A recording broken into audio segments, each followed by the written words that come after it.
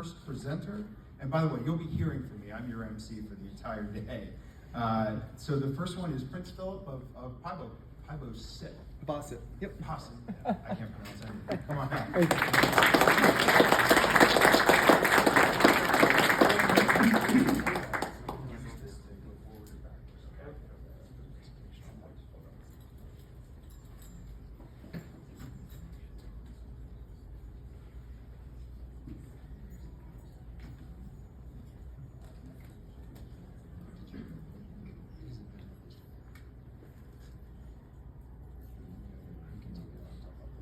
Well, good morning, everyone.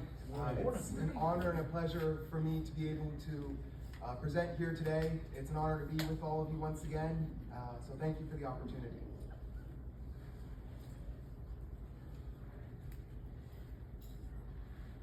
So, at last MicroCon in 2019, I wrote an article about the sovereignty of micronations, and I argued that micronations should be at least de facto sovereign, or considered at least, as a matter of fact, sovereign.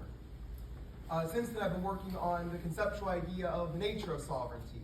Essentially, what does it mean to be sovereign or independent? The idea of sovereignty matters because it's how states representing their people interact on a global stage, much like what we're doing here today at MicroCon 2022. Interacting on even a micro international stage. In this presentation, I will argue that positive law theory of sovereignty is certainly complex by drawing examples of this complexity from examples of nations around the world. For example, when you consider micro-states, that is very small but yet fully sovereign countries or states around the world, all microstates are legally or de jure sovereign, but they're not necessarily a matter of fact or de facto sovereign, as many microstates depend heavily on allies for survival. Palau, as an example, is in free association with the United States. Nauru has occasionally been referred to as a client state of Australia, without whom Nauru certainly would probably perish. Liechtenstein, although very wealthy, depends on Switzerland as a financial partner. The Vatican City relies on Italy for pretty much everything, from utilities such as water and electricity, to military defense and education, to prisons and hospitals. Monaco, albeit another very wealthy state, relies on France for military defense. And so all these examples raise an interesting question. What does it mean to be truly sovereign? What does it mean to be truly independent?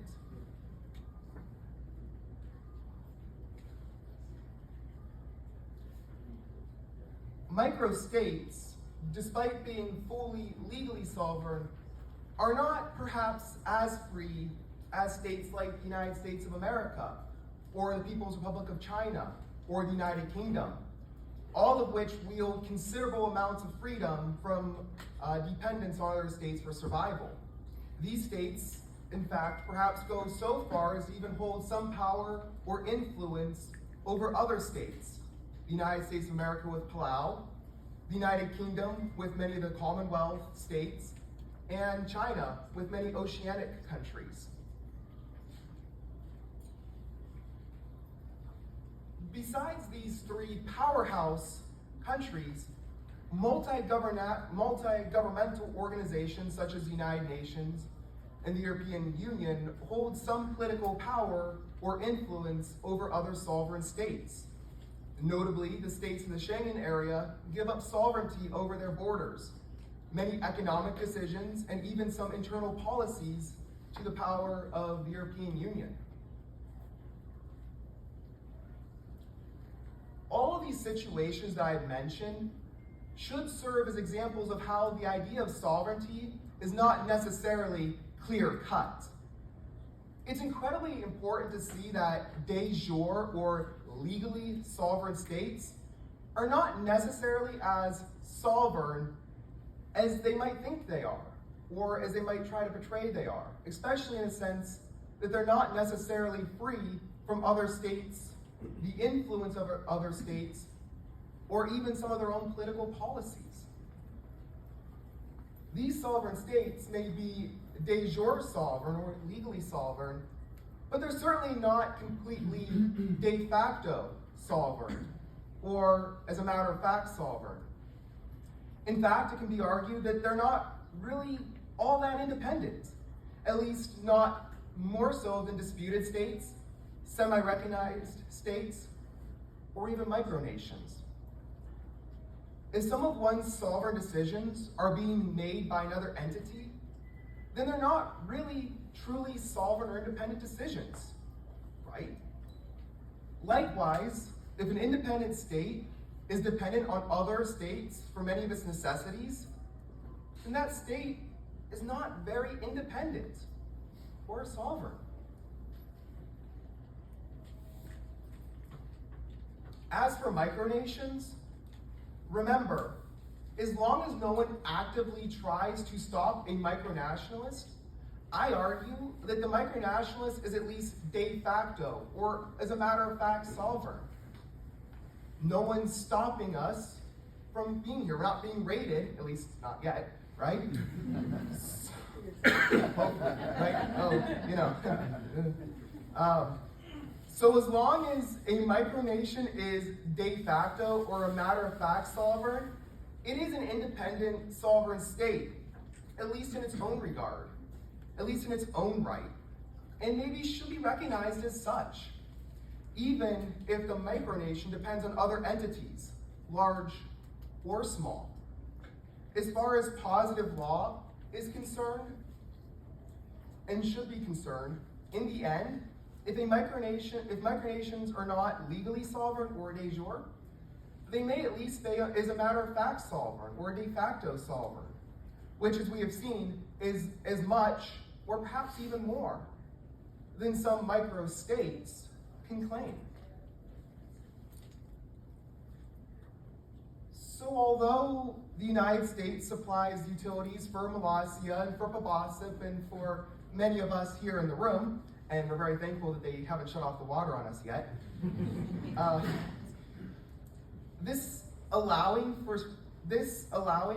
for some form of de facto sovereignty, larger states allow for micronations to exist by not challenging our existence. When they don't show up at our door and ask us to stop, we're acting free, we're acting sovereign. Even though the micronations depend on other sovereign states, other states, such as Liechtenstein, Monaco, and the Vatican City, do so as well. Larger states allow for microstates to exist by not challenging the microstate's existence. Italy has yet to invade San Marino, and we're waiting for France to invade Monaco. Right? I'm sorry? Italy shared Rhode Island. They did, and so that's an example of where it doesn't go well, right?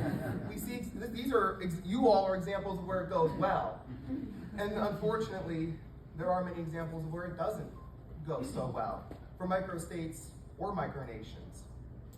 And this leads me to my final point, that perhaps the definition of sovereignty is a bit less clear than intended.